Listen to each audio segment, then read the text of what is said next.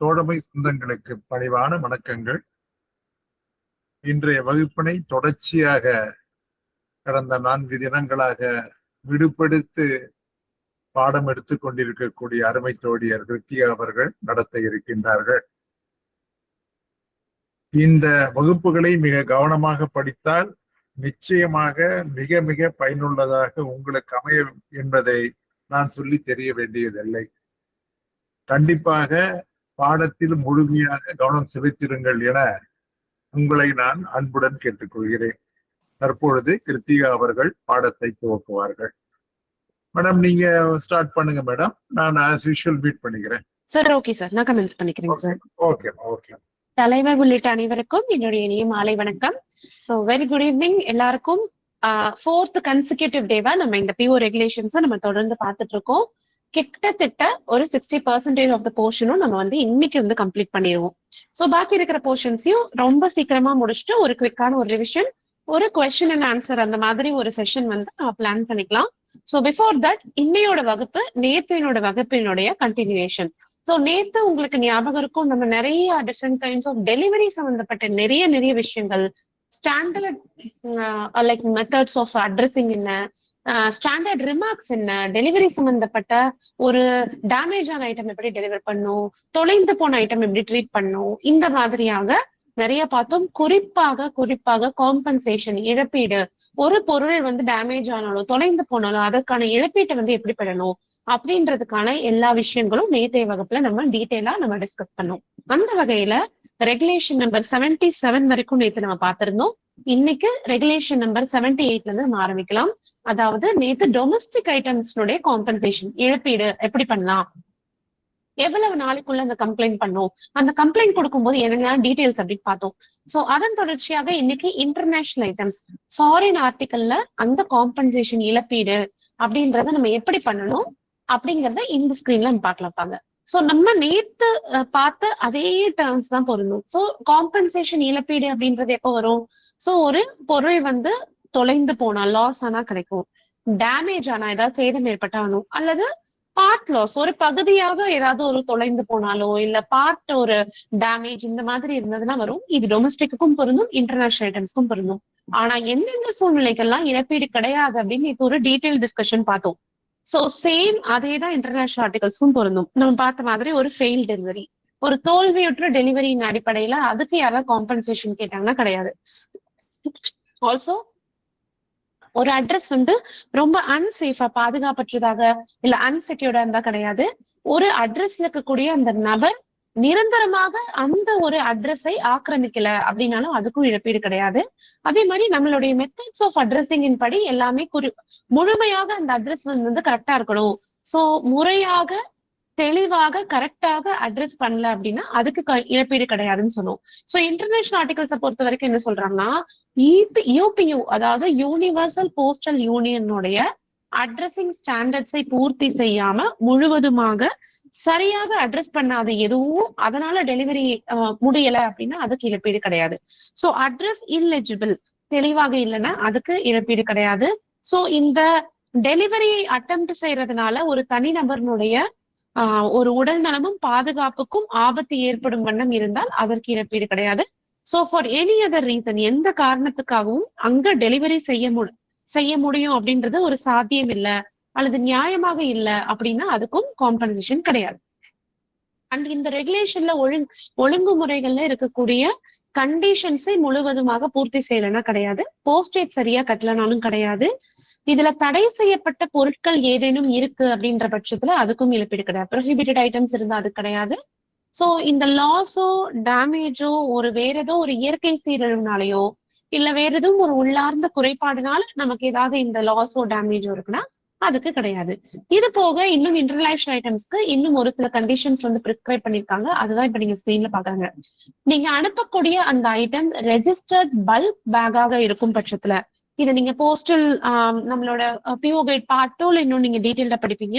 So registered bulk back பேக்ல ஏதாவது அதுல ஏதாவது லாஸோ டேமேஜ்னா அதுக்கு காம்பன்சேஷன் கிடையாது. அதே மாதிரி சர்க்கம்ஸ்டன்சஸ் பியாண்ட் த கண்ட்ரோல் அப்படின்னு சொல்றாங்க. சோ நம்மளுடைய கட்டுப்பாட்டை மீறின ஒரு காரணத்தினால ஒரு தபால நம்மளால டிஸ்போஸ் பண்ண முடியல, அதை அப்புறப்படுத்த முடியல, அதை ட்ரேஸ் பண்ண முடியல, அதனுடைய ரெக்கார்ட்ஸ் எதுவும் அழிக்கப்பட்டது அப்படின்னா அதற்கு என்ன கிடையாது, இழப்பீடு என்பது கிடையவே கிடையாது. அதே மாதிரி கஸ்டம்ஸ் டிபார்ட்மெண்ட், சுங்க நமக்கு அந்த டிபார்ட்மெண்ட்னுடைய ஒரு டெசிஷன், ஒரு முடிவுனால ஒரு தபாலை நம்ம டெலிவரி கொடுக்க வேண்டாம் அப்படின்றத கஸ்டம்ஸ் முடிவு பண்ணா, கஸ்டம்ஸ்ல இருக்கக்கூடிய அந்த சம்பந்தப்பட்ட அதிகாரி முடிவு பண்ணி அதனால டெலிவரி நடக்கல அப்படின்னா அதற்கு இழப்பீடு கிடையாது. அதே போல முக்கியமா இந்த லாஸோ, தொலைந்து போனதோ அல்லது இந்த டேமேஜோ அனுப்புனருடைய தவறுதனாலேயோ இல்ல ஒரு அஜாக்கிரதையாலேயோ அவரோட அலட்சியத்தினால ஏதாவது ஒரு பொருள் காணாம போனா அதுக்கும் இழப்பீடு கிடையாது. அண்ட் இன்னொரு முக்கியமான விஷயம், இன்சூரன்ஸை பொறுத்த வரைக்கும் ஐட்டம்ஸ் இன்சூர் பண்ணும்போது ஃப்ராடுலண்டா வேணும்னே ஒரு அதுல இருக்கக்கூடிய பொருளின் மதிப்பை விட அதிகமான ஒரு தொகை அதுக்கு இன்சூர் பண்ணி காம்பன்சேஷன் இழப்பீடு பெறுவதற்காக வேணுமே ஃப்ராடுலண்டா பண்ணாங்க அப்படின்றது என்கொயரியில தெரிய வந்தா அதுக்கு வந்து கிடையாது. அண்ட் ஆல்சோ நம்ம சொன்னோம் கம்ப்ளைண்ட்ஸ்க்கான மேக்சிமம் பீரியட் வந்து எவ்வளவு அப்படின்னு பார்த்தோம், 6 monthsக்குள்ள பண்ணணும். சோ அந்த 6 மாதத்துக்கு மேல போனாலோ, அதே மாதிரி எக்ஸ்பிரஸ் மெயில் சர்வீஸை பொறுத்த வரைக்கும் 4 மாதத்துக்கு மேல கம்ப்ளைண்ட் ப்ரிஃபர் பண்றாங்க. ரொம்ப காலதாமதமாக அந்த காம்பன்சேஷன் கிளைம் பண்றதுக்கான கம்ப்ளைண்ட்டை ப்ரிஃபர் பண்றாங்கன்னா இந்த மாதிரி சூழ்நிலைகள்ல வெளிநாட்டு இன்டர்நேஷனல் ஐட்டம்ஸ்க்கு காம்பன்சேஷன் என்பது கிடையாது. இது மட்டும் இல்லாம இன்னும் ஒரு சில கண்டிஷன் சொல்றாங்க. ஒருவேளை ஒரு போர் கைதிக்கு ஒரு தபால் அட்ரஸ் பண்ணப்பட்டிருக்கு அப்படின்னாலும் அந்த மாதிரி இல்ல சிவிலியன் இன்டர்னி, அதாவது பொதுமக்களுக்கான அந்த பயிற்சி சம்பந்தப்பட்ட அந்த மாதிரி யாரும் ஒருவருக்கு பார்சல் அனுப்பி அது டெலிவரி ஆகாத பட்சத்துல அதற்கு என்ன கிடையாது, காம்பன்சேஷன் வந்து கிடையாது. அண்ட் ஆல்சோ சென்டர் ஆக்ஷன், நான் ஏற்கனவே சொன்ன மாதிரி காம்பன்சேஷனை வாங்கணுன்றதுக்காகவே வேணுமென்றே ஃப்ராடுலண்டா பண்ணாங்க அப்படின்றத இன்வெஸ்டிகேஷன்ல நமக்கு கம்ப்ளீட் இன்வெஸ்டிகேட் பண்ணி 30 நாளைக்குள்ள நமக்கு தெரிய வருது அப்படின்னா அதுக்கு காம்பன்சேஷன் பெய்ட் பண்ண மாட்டோம். அண்ட் முக்கியமா எந்த ஒரு நாட்டினுடைய சட்டத்திற்கு கீழும் அந்த பொருள் வந்து பறிமுதல் செய்யப்பட்டிருந்தா, அதனுடைய இயக்குநரகத்தாலேயோ இல்ல எந்த ஒரு நாட்டின் சட்டத்துக்கு கீழேயோ ஒரு பார்சல், ஒரு பொருள் வந்து பறிமுதல் செய்யப்பட்டிருந்தால் அந்த தபாலுக்கு என்ன கிடையாது, சீஸ் செய்யப்பட்டிருந்தால் அதற்கு காம்பன்சேஷன் என்பது கிடையாது. அண்ட் மேலும் ஒரு விமான பயணத்தின் போது, அதாவது ஏர்லைன்ல போகும் பொழுது ஒரு இன்டர்மீடியட் கண்ட்ரி, ஒரு இடையில் வரக்கூடிய அந்த நாடு அவங்க ஏதாவது பறிமுதல் செஞ்சாலும் அதுவும் கிடையாது. சோ ஏர்லைன் நமக்கு போகுது, அந்த விமானத்தினுடைய பயணத்துல நடுவுல ஒரு இன்டர்மீடியட் கண்ட்ரி இந்த தபாலை வந்து சீஸ் பண்றாங்க, நமக்கு வந்து அதை வந்து நம்ம கைப்பற்றுறாங்க அப்படின்னா அதுக்கும் அந்த காரணத்துக்காகவும் காம்பன்சேஷன் நம்ம பண்ண முடியாது. And also transmission of such items was prohibited to transmitted to air, அதாவது ஏர்ல நம்ம அனுப்புறதுக்கு ப்ரொஹிபிட் பண்ண தடை செய்யப்பட்ட பொருட்களை அனுப்பி அதனால அது வந்து போகல அப்படின்ற பட்சத்திலும் காம்பன்சேஷன் கிடையாது. சோ எந்தெந்த காரணத்துக்கெல்லாம் காம்பன்சேஷன் கிடையாதுன்றத ரொம்ப நீங்க ஞாபகமா வச்சுக்கோங்க. இதுல கண்டிப்பா எந்த ஸ்டேட்மெண்ட் கரெக்ட் இன்கரெக்ட் அப்படின்றது வரதுக்கான வாய்ப்புகள் ரொம்ப ரொம்ப ரொம்ப அதிகம். ஓகேங்களா? சோ இது வந்து நான் சொல்லிட்டேன் இல்லையா, முக்கியமா 78ல எதுக்கு கிடையாது அப்படின்றதெல்லாம் ரொம்ப டீட்டெயில்டா டெப்தா பார்த்துட்டோம். இதுக்கு அடுத்ததாக நம்ம என்ன பண்றோம் அப்படின்னு பாத்தீங்க அப்படின்னா இந்த இன்டர்நேஷனல் காம்பன்சேஷன் எவ்வளவுன்னு பார்த்தோம். சோ நேத்து நம்ம பார்த்தோம் இல்லையா, ஒரு ஸ்பீட் போஸ்ட் வந்து லாஸ்னா எவ்வளோ, டேமேஜ் ஆனா எவ்வளோ, இந்தியா போஸ்ட் பார்சல் ரீட்டைல்னா எவ்வளோ, கான்ட்ராக்சுவல்னா எவ்வளோன்னு பார்த்தோம். சேம் லைக்வைஸ் அதே மாதிரி ஒரு இன்டர்நேஷனல் ஐட்டம்ஸ்ல ஏதாவது லாஸ் ஆர் ஏதாவது ஆனா அதற்கான இழப்பீடு என்ன அப்படின்றது இந்த ஸ்கிரீன்ல பார்க்கலாம். இது ரொம்ப முக்கியமான விஷயம், ஒரு சிலது ரொம்ப முக்கியமா இருக்கும். சோ ஒரு பதிவு செய்யப்பட்ட ஒரு ஐட்டமாக இருக்குது, இப்ப ரெஜிஸ்ட்ரேஷன்லயே மேடம் சொல்லாதீங்க, இப்ப நம்ம ஸ்பீடுக்கும் அது ஒரு ஆடட் வேல்யூவா வருது, அந்த மாதிரி ஒரு பதிவு செய்யப்பட்ட ஒரு ஐட்டமாக இருக்கும் பட்சத்துல அதற்கான இழப்பீடு என்னவா இருக்கும், அதாவது இன் கேஸ் ஆஃப் லாஸ், இப்ப நான் சொல்றது எல்லாமே ஏதாவது ஒரு தபால் வந்து காணாம போனா அதற்கான இழப்பீடு என்ன அப்படின்றத பாக்குறோம். So in case of loss, இந்த ஈவெண்ட் ஆஃப் லாஸ் தொலைந்து போனா அது ஒரு பதிவு தபாலாக இருக்கும் பட்சத்துல நமக்கு எவ்வளவு அப்படின்றத காம்பன்சேஷன் அப்படின்றத பாக்குறோம். சோ அந்த டிக்ளேர்ட் வேல்யூ, சோ அறிவிக்கப்பட்ட மதிப்பு என்ன அப்படின்றது, அந்த கண்டென்ட்ஸ்ல உள்ள இருக்கக்கூடிய கண்டென்ட்ஸ்ல என்ன வேல்யூ வந்து டிக்ளேர் பண்ணப்பட்டிருக்காங்களோ அது, அல்லது 30 SDR. 30 SDR என்பது 30 ஸ்பெஷல் டிராயிங் ரைட்ஸ். ஓகேங்களா? 30 SDR எது கம்மியோ plus postage, so register item தொலைஞ்சு போனா ஒண்ணு அதனுடைய கண்டென்ட்னுடைய மதிப்பு அல்லது 30 எஸ்டிஆர் எது கம்மியோ அது கூட நம்ம அவங்க பே பண்ண போஸ்டேஜ் இது ரெண்டையும் சேர்த்து கொடுத்துருவோம். இது ரெஜிஸ்டர் ஐட்டமாக இருந்தால். இதுவே இன்டர்நேஷனல் பார்சலாக இருக்கும் பட்சத்துல limited to 40 STR plus item. ஒரு ஐட்டம்க்கு 40 STR plus 4.5 STR per KG. ஓகேங்களா? ஒவ்வொரு கிலோவுக்கு 4.5 எஸ்டிஆர் ஆர் அந்த கண்டென்ட்ஸ்னுடைய டிக்ளேர்ட் வேல்யூ, இது எவ்வளவு உள்ள இருக்கக்கூடிய மதிப்பினுடைய உண்மையான வேல்யூ. whichever is less, இது ரெண்டுல எது கம்மியோ அது subject to an upper ceiling limit of 130 STR. So இது நல்லா பாத்துக்கோங்க. ஒரு ஐட்டம்க்கு 40 எஸ்டிஆர், இது கூட கூடுதலாக என்ன கொடுக்குறோம், ஒரு கிலோவுக்கு 4.5 எஸ்டிஆர் ஆர் அந்த கண்டென்ட்டோட வேல்யூ ரெண்டுல எது கம்மியோ அது பிளஸ் இந்த 40 எஸ்டிஆர் இல்லையா, இது எல்லாம் சேர்ந்து ஒரு அப்பர் சீலிங் லிமிட் ஆக 130 எஸ்டிஆருக்குள்ள இருக்கணும். அண்ட் பிளஸ் அவங்க செலுத்தின போஸ்டேஜ் பிளஸ் போஸ்டேஜ் என்ன பே பண்ணாங்களோ அந்த கட்டணம், நம்ம போஸ்டலுக்காக பே பண்ண கட்டணத்தையும் தாராளமாக கொடுத்து விடலாம். அடுத்தது இதுவே ஒரு இன்டர்நேஷனல் எக்ஸ்பிரஸ் மெயில் சர்வீஸ்லயே மெர்ச்சன்டைஸ் வியாபார ரீதியாக அந்த மாதிரி பொருள் அனுப்பிச்சாங்க அப்படின்னா சேம் அதேதான். Limited to declared value of contents, அறிவிக்கப்பட்ட பொருட்களின் மதிப்பு என்ன அல்லது 130 எஸ்டிஆர், இது ரெண்டுல எது கம்மியோ அது பிளஸ் போஸ்டேஜ், செலுத்தப்பட்ட போஸ்டேஜ் இது பண்ணிடலாம். அதுவே இஎம்எஸ் டாக்குமெண்டாக இருக்கும் பட்சத்துல, எக்ஸ்பிரஸ் மெயில் சர்வீஸ் டாக்குமெண்டாக இருந்தால் அதற்கு போஸ்டேஜ் மட்டும்தான் நம்ம வந்து திருப்பி கொடுப்போம் இன் கேஸ் ஆஃப் லாஸ். இதுவே ஐடிபிஎஸ் என்று சொல்லப்படும் ஆசிய நாடுகளுக்கு மட்டும் நம்ம அனுப்பக்கூடிய இந்த இன்டர்நேஷனல் டிராக்ட் பேக்கெட் சர்வீஸ் பொறுத்த வரைக்கும் அதுக்கான லாஸ் ஆன அதற்கான ரெஸ்ட்ரிக்ஷன் என்னன்னு பாத்தீங்கன்னா வெறும் 1000 ரூபாய் அல்லது அதனுடைய பொருளினுடைய டிக்ளேர்ட் வேல்யூ, அறிவிக்கப்பட்ட மதிப்பு உள்ள இருக்கக்கூடிய கண்டென்ட்ஸ், லாஸ் ஆன கண்டென்ட்ஸ், இது ரெண்டுல எது கம்மியோ அதை கொடுப்போம். சோ தொலைஞ்சு போனா நமக்கு ரெஜிஸ்டர்னா எவ்வளோ, இன்டர்நேஷனல் பார்சல்னா என்ன, ஸ்பீட்ல மெர்ச்சன்டைஸ், டாக்குமெண்ட், ஐடிபிஎஸ், இப்படியாக 5 கேட்டகரி பார்த்தோம். அடுத்து நம்ம பார்க்க போறது என்னன்னா இன் கேஸ் ஆஃப் டேமேஜ், ஏதாவது ஒரு பொருளுக்கு சேதம் அல்லது பகுதி சேதம் ஏற்பட்டா அதுக்கு என்ன அப்படின்னு பார்க்கலாம். சோ ரெஜிஸ்டரை பொறுத்த வரைக்கும் declared value of lost or damage contents, என்ன டேமேஜ் ஆச்சோ அந்த டிக்ளேர்ட் வேல்யூக்கு லிமிட் பண்ணி கொடுப்போம். சோ இதுல முக்கியமா இன்னும் 2 நோட் சொல்றாங்க. ஒருவேளை in any case it shall not exceed the corresponding amounts mentioned for international register item in case of loss. ஆனா அது இன்டர்நேஷனல் ரெஜிஸ்டர் ஐட்டம்காக இருக்கக்கூடிய அந்த ஒரு உச்ச வரம்பு, அதை விட எக்ஸீட் ஆகக்கூடாது அப்படின்றாங்க. அண்ட் முக்கியமா டேமேஜ் ஆனதுக்கு போஸ்டேஜ் பே பண்ணதை நம்ம திரும்ப கொடுக்க மாட்டோம். மத்ததுல நீங்க எல்லாத்துலயும் பாத்தீங்க போஸ்டேஜ் எல்லாத்தையும் கொடுத்துருவோம் அப்படின்னு சொன்னோம், எக்ஸப்ட் இந்த ஐடிபிஎஸ் தவிர. ஆனா இதுல வந்து எக்காரணத்தை கொண்டும் அவர்கள் செலுத்தின போஸ்டேஜ் அப்படிங்கிறது திரும்பி கொடுக்கப்பட மாட்டாது. சோ இன்டர்நேஷனல் பார்சலை பொறுத்த வரைக்கும் உங்களுக்கு என்ன அப்படின்னு பாத்தீங்கன்னா இங்க பாருங்க ஸ்கிரீன்ல நீங்க பாக்கலாம். சோ இன்டர்நேஷனல் பார்சலை பொறுத்த வரைக்கும் நீங்க என்னன்னு பாத்தீங்கன்னா limited to declared value of lost or damage item, எவ்வளவு தொலைந்து போனதோ டேமேஜ் சேதமானதோ அதற்குண்டான லிமிடெட் டு டிக்ளேர்ட் வேல்யூ.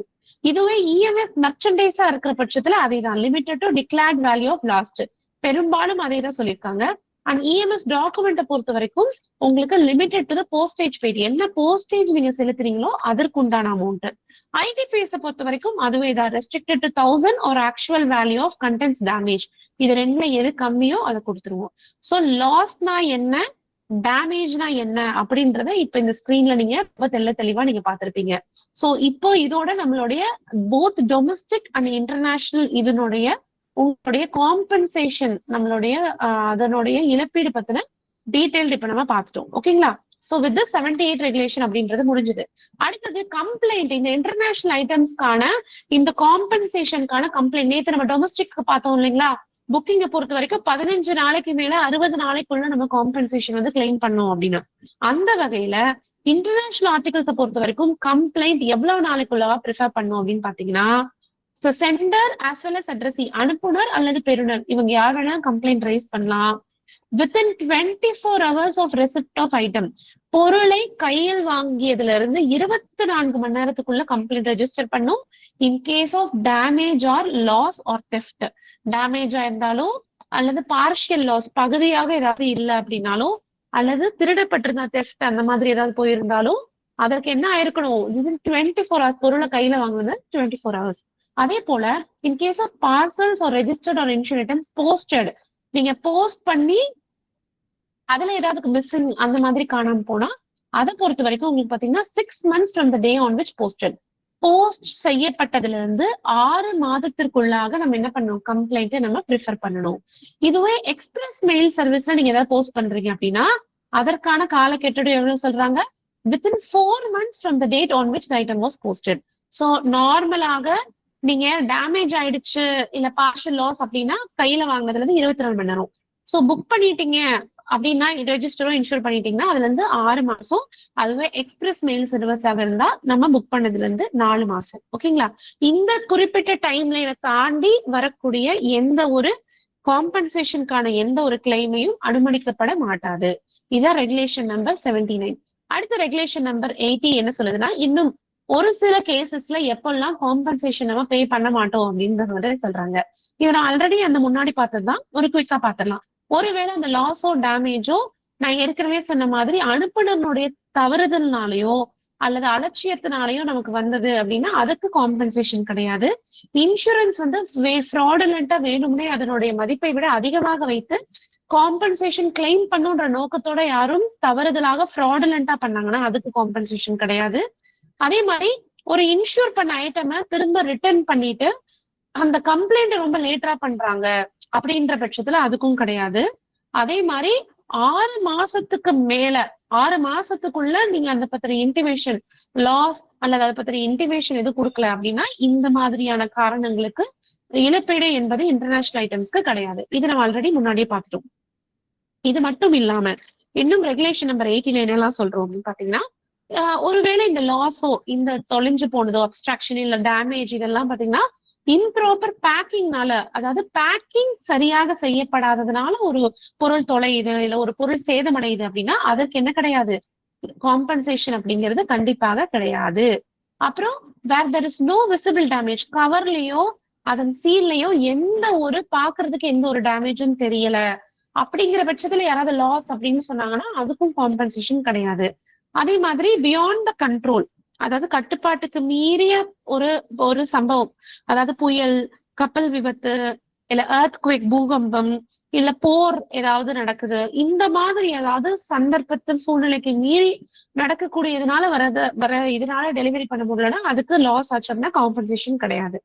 அதே மாதிரி அந்த நம்ம வந்து கட்டுப்பாட்டுக்கு அப்பாற்பட்ட காரணத்தினால இந்த இன்சூர் சம்பந்தப்பட்ட டாக்குமெண்ட்ஸ், அதை பத்தின ஆவணங்கள் ஏதாவது அளிக்கப்பட்டிருந்தா நம்ம கிட்ட அதை பத்தின டாக்குமெண்ட்ஸ் எதுவும் இருக்காது, அதுக்கும் என்ன கிடையாது, காம்பன்சேஷன் கிடையாது. அதே மாதிரி இன்சூர் பண்ண ஐட்டம்ல ஏதாவது ப்ரொஹிபிட்டட் ஆர்டிகல்ஸ் இருக்குது, நமக்கு வந்து தடை செய்யப்பட்ட பொருட்கள் ஏதாவது இருக்கும் அப்படின்ற பட்சத்துல அதுக்கும் காம்பன்சேஷன் நமக்கு கிடையாது. அதே மாதிரி எந்த ஒரு நாட்டின் சட்டத்திலும் இந்த இன்சூர் பண்ண ஐட்டம் அப்படின்றது பறிமுதல் செய்யப்பட்ட அதுக்கு கிடையாது. அப்புறம் வந்து ஒரு இன்சூர் லெட்டரோ பாக்ஸோ லாஸ்டோ டெஸ்ட்ராய்டோ ஹோலி அப்டிராக்ட் ஆயிருக்கு, இல்ல அட்ரஸை வந்து ரெஃப்யூஸ் பண்ணிட்டாரு இன்சூர் பார்சலை எடுத்துக்கிறதுக்கு, அதனால் தபால் வந்து டெலிவரி செய்ய முடியல, பார்சலை டெலிவரி செய்ய முடியல அப்படின்னா அந்த ஒரு சந்தர்ப்பத்திலையும் நமக்கு காம்பன்சேஷன் அப்படிங்கிறது கிடையாது.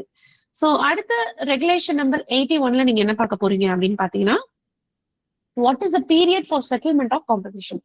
ஒரு காம்பன்சேஷனுக்கான இழப்பீடுக்கான ஒரு அப்ளிகேஷன் வருது, அது எவ்வளவு நாளைக்குள்ள நம்ம வந்து அதை வந்து பார்த்து நம்ம செட்டில் பண்ணணும். ஸோ காம்பன்சேஷன் அப்படிங்கிறது நமக்கு கம்ப்ளைண்ட், டேட் ஆஃப் கம்ப்ளைண்ட், நமக்கு கம்ப்ளைண்ட் வந்த தேதியிலிருந்து 30 நாளைக்குள்ளாக காம்பன்சேஷன் இழப்பீடுன்றதை கண்டிப்பாக செட்டில் பண்ணணும். சோ ஒருவேளை அதுக்கு மேல டிலே ஏதாவது இருந்ததுன்னா ஓகேங்களா, சோ டிலே எதனால அப்படின்றத ரெக்கார்ட் பண்ணி அப்பப்போ வரக்கூடிய அட்மினிஸ்ட்ரேட்டிவ் இன்ஸ்ட்ரக்ஷன், நிர்வாக வழிமுறைகளின் படி அந்த மாதிரி காம்பன்சேஷன் எல்லாத்தையும் நம்ம வந்து டைம் டு டைம் நம்ம பார்த்து பண்ணிக்கணும்.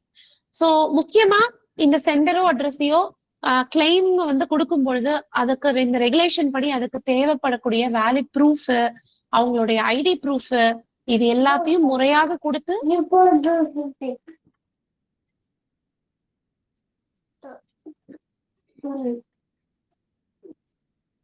ஓகே.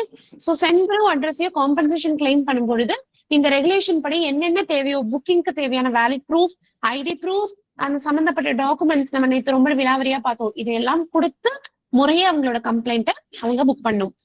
ஓகே, இதோட காம்பன்சேஷன் முடிஞ்சது. அடுத்தது நீங்க 82ல பார்க்க போறது பாத்தீங்கன்னா, ஜென்ரலி இது வந்து காம்பன்சேஷனுக்கு மட்டும் கிடையாது, பொதுவாக ஒரு கம்ப்ளைண்ட், அதாவது ஏதாவது பண்ணணும், யாரோ ஒருவர் ஒரு பப்ளிக்கோ யாரோ ஒருத்தர் கம்ப்ளைண்ட் பண்ணணும் அப்படின்னா அந்த கம்ப்ளைண்ட்டை எப்படியெல்லாம் பண்ணலாம் அப்படின்றதுக்கான நம்ம டிபார்ட்மெண்ட்ல கொடுத்திருக்கக்கூடிய ரெகுலேஷன் இது. ஒரு சென்டரும் ஒரு அட்ரஸையும், ஓகேங்களா, இந்த மாதிரி கம்ப்ளைண்ட், இந்த தபாலினுடைய லாஸ் டேமேஜ் இதை பத்தின கம்ப்ளைண்ட்டை எந்தெந்த வழிமுறைகள் எல்லாம் நம்ம பண்ணலாம் அப்படின்றத பார்க்கலாம். So first one, complaint suggestion book. எல்லா அலுவலகத்திலும் எல்லா ஆபீஸ்ல இருக்கக்கூடிய ஒரு இது. சோ கம்ப்ளைண்ட் சஜஷன் புக் மூலியமாக தன்னுடைய கம்ப்ளைண்ட்டை அவர் பதிவு செய்யலாம். அடுத்து web portal of post office. Post ஆபீஸ்னுடைய நம்மளுடைய அங்கீகரிக்கப்பட்ட வெப் போர்ட்டல் வலைத்தளத்துல போய் தன்னுடைய கம்ப்ளைண்ட்டை பதிவு செய்யலாம். அண்ட் முக்கியமாக அடுத்தது சோசியல் மீடியா வெப்சைட்ஸ். ஸோ சமூக ஊடகங்கள்ல அது நம்ம இந்தியா போஸ்ட் சம்பந்தப்பட்ட சமூக ஊடகங்கள் மூலியமாக நம்மளோட கம்ப்ளைண்ட்டை பதிவு செய்யலாம். ஸோ இதற்கென்றே இந்த மாதிரி கம்ப்ளைண்ட்டுக்கென்றே பிரத்யேகமா இருக்கக்கூடிய டோல் ஃப்ரீ நம்பர் மூலியமாக பண்ணலாம், அல்லது சாதாரணமாக ஒரு எழுத்துப்பூர்வமான ஒரு ரிட்டன் கம்ப்ளைண்ட் கொடுக்கலாம். இப்படி இந்த எந்த வகையில வேணாலும் ஒரு கம்ப்ளைண்ட் ஒரு கஸ்டமர் அட்ரஸையோ சென்டரோ கொடுக்கலாம். இதான் ரெகுலேஷன் நம்பர் 82. அடுத்தது liability for compensation in force majeure circumstances. So இந்த force majeure circumstance அப்படின்றது என்னன்னா, ஒரு அசாதாரணமான அல்லது கட்டுப்பாட்டை மீறி ஏதாவது ஒரு போரோ அல்லது ஒரு இயற்கை பேரழிவுமான ஒரு விஷயம் நடக்கிறதுக்கு பேர் தான் நம்ம ஃபோர்ஸ் மெஜூர் அப்படின்னு சொல்லுவோம். சோ டிபார்ட்மெண்ட் ஆஃப் போஸ்ட் அப்படிங்கிறது இந்த மாதிரி ஒரு வலுக்கட்டாயமான அசாதாரணமான ஒரு சூழ்நிலையினால ஒரு டிலே ஏற்படுது என்றாலோ அதற்கு எந்த வகையிலும் பொறுப்பேற்காது. இந்த மாதிரி ஃபோர்ஸ் மெஜூர் சூழ்நிலையினால ஒரு தபால் டெலிவரி ஏற்படுது அப்படின்னா அதற்கு டிபார்ட்மெண்ட் ஆஃப் போஸ்ட் எந்த வகையிலும் பொறுப்பில்லை, அதற்கு எந்த வகையிலும் பொறுப்பை ஏற்க இயலாது அப்படின்னு சொல்றதா ரெகுலேஷன் நம்பர் 83. அடுத்தது ரெகுலேஷன் நம்பர் 84 என்ன சொல்லுது அப்படின்னு பாத்தீங்கன்னா, சஸ்பென்ஷன் ஒரு restriction of transmission of items. ஒரு சர்க்கிள் ஹெட்டோ, ஒரு சீஃப் போஸ்ட் மாஸ்டர் ஜெனரலோ, அல்லது ஒரு ரீஜனல் ஹெட்டோ, அல்லது நம்மளுடைய போஸ்ட் மாஸ்டர் ஜெனரலோ எந்த ஒரு சமயத்திலும் அதுக்கு அந்த ஜூரிஸ்டிக்ஷன் அவர்களுடைய அதிகார வரம்புக்கு கீழே இருக்கக்கூடிய எந்த ஒரு தபால் அலுவலகத்திலையும் ஒரு தபாலையோ பார்சலையோ ஏற்றுக்கொள்வதையும் அனுப்புவதையும் தாராளமாக சஸ்பெண்ட் செய்யும் அதிகாரம் அவர்களுக்கு உண்டு. சோ மறுபடியும் சொல்றேன், தன்னோட ஜூரிஸ்டிக்ஷன்ல இருக்கக்கூடிய எந்த ஒரு போஸ்ட் ஆபீஸ்லயும் தபால்களை அனுப்புவதற்கும் தபாலை ஏற்றுக்கொள்வதற்கும் ஏதோ ஒரு காரணத்துக்காக அவர்கள் அந்த சர்வீஸை சஸ்பெண்ட் செய்வதற்கான முழு அதிகாரம் யாருக்கு உண்டு? சர்க்கிள் ஹெட்டுக்கும் உண்டு அல்லது ரீஜனல் ஹெட்டுக்கும் உண்டு. எது பத்தி சொல்றது அப்படின்னு பாத்தீங்கன்னா, இதுதான் ரெகுலேஷன் நம்பர் 84. ஓகேங்களா. அடுத்த ரெகுலேஷன் நம்பர் 85 இது எதை பத்தி சொல்லுது அப்படின்னு பாத்தீங்கன்னா, manner of transmission of unaccountable items. நம்ம டிபார்ட்மெண்ட் ஆஃப் போஸ்ட்ல மெயில்ஸை பொறுத்த வரைக்கும் நம்ம பார்த்துட்டோம் அக்கௌண்டபிள் அன்அக்கௌண்டபிள் ஐட்டம்ஸ். இதுல இந்த ரெக்கார்டே இல்லாத இந்த அன்அக்கௌண்டபிள் ஐட்டம்ஸ் எல்லாத்தையும் எப்படி டிரான்ஸ்மிட் பண்றோம், ஒரு இடத்துல இருந்து இன்னொரு இடத்திற்கு அனுப்பக்கூடும் முறை என்ன மோட் ஆஃப் டிரான்ஸ்மிஷன், எதன் மூலியமாக நம்ம அனுப்புவோம் அப்படின்றத பத்தி விவாதிக்கிறதா இந்த ரெகுலேஷன் நம்பர் 85. சோ இதுல என்ன சொல்றாங்கன்னா, அன்அக்கௌண்டபிள் ஐட்டம்ஸ் இதுல என்னெல்லாம் இருக்கலாம்? ஆர்டினரி லெட்டர்ஸ் இருக்கலாம், லெட்டர் கார்டு இருக்கலாம். சோ இந்த மாதிரியான items for which no records of delivery or maintain. So இந்த அன்அக்கௌண்டபிள் ஐட்டம்ஸ்க்கு எந்த விதமான ரெக்கார்டும் இருக்காது. சோ இதுக்கெல்லாம் ஒரு டைம் சென்சிட்டிவே இல்லைன்றாங்க. சோ ஒரு நேரம் உணர்திறன் அப்படிங்கிறது கண்டிப்பா கிடையாது. அதனால நார்மலாக ஸ்டாண்டர்டான நம்மளுடைய தரை வழியாக சர்ஃபேஸ் டிரான்ஸ்போர்டேஷன் மட்டும்தான் இந்த அன்அக்கௌண்டபிள் ஐட்டம்ஸ் அப்படின்றது நம்ம பண்ணுவோம். சோ போஸ்ட் ஆஃபீஸ் எதை ஃபாலோ பண்ணும் அப்படின்னு பாத்தீங்கன்னா, ரொம்ப எஃபிஷியன்டான ரொம்ப திறமையான அதே சமயத்துல காஸ்ட் எஃபெக்டிவாவும் இருக்கணும். செலவு குறைந்த முறைகள் என்னவோ எது நமக்கு அவைலபிளா இருக்கும், நமக்கு ரெடியா இருக்கும், இந்த மாதிரி அன்அக்கௌண்டபிள் ஆர்டிகல்ஸ்க்கு இருக்கிறதுலே ரொம்ப திறம் மிகுந்த அதே போல செலவும் குறைந்த ஒரு மெத்தட் என்னவோ ஒரு முறை என்னவோ அதை கையில எடுத்து தான் தாராளமாக பண்ணும். அதே மாதிரி நம்ம கிட்ட இருக்கிற ரிசோர்சஸ் இருக்கு இல்லையா, அதையும் சிறப்பாக பயன்படுத்தி அதன் மூலியமாக இந்த அன்அக்கௌண்டபிள் ஐட்டம்ஸ் எல்லாத்தையும் தரை வழியாக கொண்டு செல்லும். இதுதான் நான் மறுபடியும் சொல்றேன், ரொம்ப most efficient and cost effective method தான் இது கையாளும். அண்ட் இந்த அன்அக்கௌண்டபிள் ஐட்டம்ஸ்க்கு டெலிவரி டைம் அப்படிங்கிறது நம்மளால உறுதிப்பட கேரண்டீடா நம்மளால கண்டிப்பாக சொல்ல முடியாது. It is not guarantee. And காம்பன்சேஷனும் இதுக்கு கிடையாது. இழப்பீடு இது தொலைஞ்சு போனாலும், ஏன்னா அதை பத்தின ரெக்கார்ட் நம்ம கிட்ட இருக்காதுன்ற காரணத்தினால இதுக்கு என்ன கிடையாது, இதற்கு இழப்பீடு காம்பன்சேஷன் அப்படிங்கிறதும் நமக்கு அன்அக்கௌண்டபிள் ஐட்டம்ஸ்க்கு எதுவுமே கிடையாது. அடுத்தது த சாய்ஸ் ஆஃப் மோட். ஓகேங்களா? அதாவது எந்த மோட் ஆஃப் டிரான்ஸ்மிஷன், பரிமாற்ற முறை, இந்த அன்அக்கௌண்டபிள் ஐட்டம்ஸ் எப்படி பரிமாற கொள்ள போறோம் அப்படின்ற அந்த முறை அப்படின்றது எதை பொறுத்து இருக்கும் அப்படின்னு பாத்தீங்கன்னா, அந்த நம்ம அனுப்பக்கூடிய ஐட்டம்ஸ்னுடைய வால்யூம், அதனுடைய அளவு, ஜியோகிராபிக்கல் கவரேஜ், நம்மளுடைய அந்த பரப்பளவு, அண்ட் எஃபிஷியன்சி, நமக்கு கிடைக்கக்கூடிய அந்த போக்குவரத்து கட்டமைப்புகளுடைய அதனுடைய திறன் என்ன, எஃபிஷியன்சி என்ன, இந்த மாதிரி எல்லாம் நம்ம கிட்ட இருக்கிறதுல எப்படி வந்து அதனுடைய எவ்வளவு ஐட்டம் போகுது, அதனுடைய ஏரியா என்ன, இதையெல்லாம் மனசுல வச்சு என்ன மாதிரியான டிரான்ஸ்மிஷன் வந்து பரிமாற்ற முறையை வந்து நம்ம எடுக்கணும், அந்த மாதிரி ஒரு பரிமாற்ற முறையை எடுத்து நான் பண்ணுவோம். ஓகேங்களா? சோ போஸ்ட் ஆபீஸை பொறுத்த வரைக்கும் ஒரு நியாயமான காலக்கெடுவையும் உறுதி செல்லும், அதே மாதிரி ஒரு பொருளாதாரம் மற்றும் ஒரு நிலையான போக்குவரத்து என்னவோ அதை வந்து கையாண்டுதான் இந்த நம்மளுடைய அன்அக்கௌண்டபிள் ஐட்டம்ஸ் எல்லாத்தையும் ஒரு இடத்திலிருந்து இன்னொரு இடத்திற்கு பரிமாற்றம் செய்யும். சோ இதுதான் mode of transmission of unaccountable items, எப்படி வந்து டிரான்ஸ்போர்ட் பண்ணுவோம் அப்படின்னு. சோ அதே ரெகுலேஷன் 85ல நமக்கு என்ன சொல்றாங்க அப்படின்னா, என்னென்ன மாதிரியான வழிமுறைகள் இருக்குன்னு பாக்குறாங்க. சோ ஃபர்ஸ்ட் ஒன் வந்து பாத்தீங்கன்னா, நம்ம ரெகுலரா யூஸ் பண்ணக்கூடிய நம்ம என்னது ரயில் டிரான்ஸ்போர்ட்டை பத்தி சொல்றாங்க.